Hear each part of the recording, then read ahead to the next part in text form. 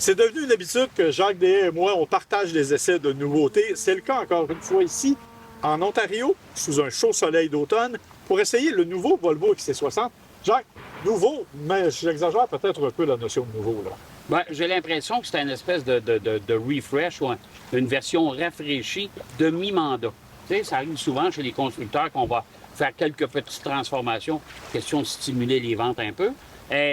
En attendant d'arriver vraiment avec un nouveau modèle. Mais là, on l'a vraiment inséré dans la famille parce que la partie avant a été modifiée légèrement pour qu'elle ressemble au XC90, puis lui aussi s'est refait un toilettage, si on veut.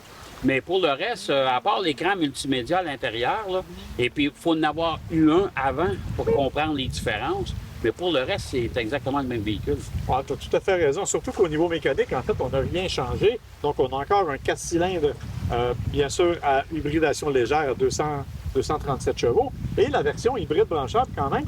Mais, écoutez, c'est sûr qu'on aurait aimé peut-être qu'on pousse un peu plus loin l'hybride branchable et qu'on donne une plus grande autonomie.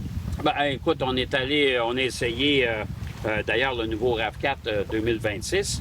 Et il faut comprendre que chez Toyota, on est plus avancé que ça sur l'autonomie en mode électrique seulement. Moi, je pense que l'idéal, si on pouvait atteindre les 100 km en mode électrique seulement, ça, je pense que là, on se retrouve dans le meilleur des deux mondes, mais on est encore à 58 km, ce qui n'est pas énorme. Évidemment, si vous restez dans une petite municipalité, ça court des chances que vous soyez capable de rouler en mode électrique seulement pour faire vos commissions. Mais 58 km, puis là, il faut s'entendre, ça, c'est l'été. Hein. L'hiver, c'est loin de ça. On a quand même une statistique que les gens de Volvo nous ont donnée qui m'a assez surpris. 53 des kilomètres parcourus par le XC60 le sont en mode 100 électrique. Ça veut dire que plus de la moitié du temps, les propriétaires de XC60 roulent en mode électrique, ce qui est exceptionnel. Donc, il faut aussi dire que des XC60, il y en a pas mal parce que c'est un grand succès. C'est un grand succès, puis d'ailleurs, ils ont dépassé le volume de vente du XC60 a dépassé celui de la Volvo 240. Vous savez, la fameuse boîte là, qu'on avait. C'était la voiture la plus vendue de toute l'histoire de Volvo. Mais là, le XC60 s'est dépassé à preuve que ce modèle-là est vraiment très populaire.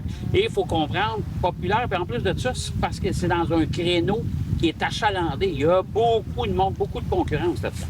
Tout à fait. Alors, on va vous résumer les changements. Ça va être très, très rapide. On a changé la grille avant. On a changé un peu les lumières arrière. On a surtout agrandi l'écran d'infodivertissement et donné un processeur un peu plus rapide.